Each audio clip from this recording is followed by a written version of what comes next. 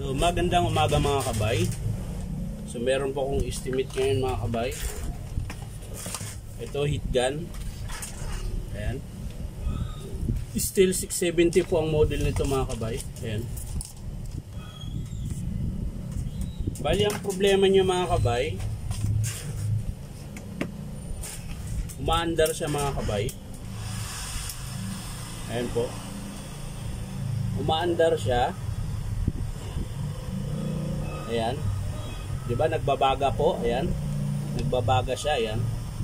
Pero pag pinihit ko yung PVC board niya, yung controller, pag pinatay ko po yung nagbabaga, hindi na po siya namamatay. Ayan. Ayan, uminit. So, ang sira niyan mga kabay, yung PCB board. Ito. Ito po.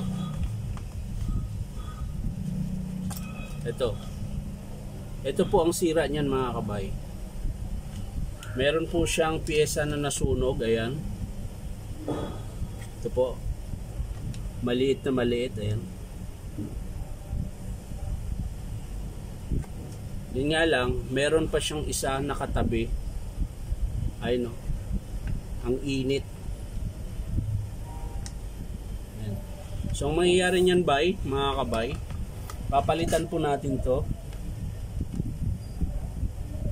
yung PCB board tsaka yung element, kasi ayan, pag binuksan natin mga kabay, ayan, buksan po natin, ayan, naka number 2 na yun mga kabay, nakatudo na rin po. Hindi siya nagbabaga mga kabay pag naka number 2. Pero pag 1 lang, yan, number 1 ay nagbabaga siya. So ibig sabihin, yung element niya, dalawang winding po kasi ito eh. Isang makapal tsaka maliit. Yung maliit na lang yung nagbabaga, yung makapal hindi na. So magpapalit din tayo ng element tsaka PVC board. So yun lang po yung papalitan natin sa unit na to. 39080 liter E. Yan. Ito yung una. 6 na piraso to mga kabay. 1, 2, 3, 4, 5, 6. 6 na piraso po yung repair ko nito. Ito. Yan, liter E. E. Yan. 39080 yung number. 6 na piraso po ito mga kabay. So ito yung una, number 1. So yan lang po mga kabay.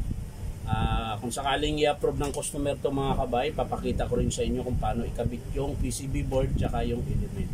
So yan lang po mga kabay. Maraming salamat mga kabay. Bye bye.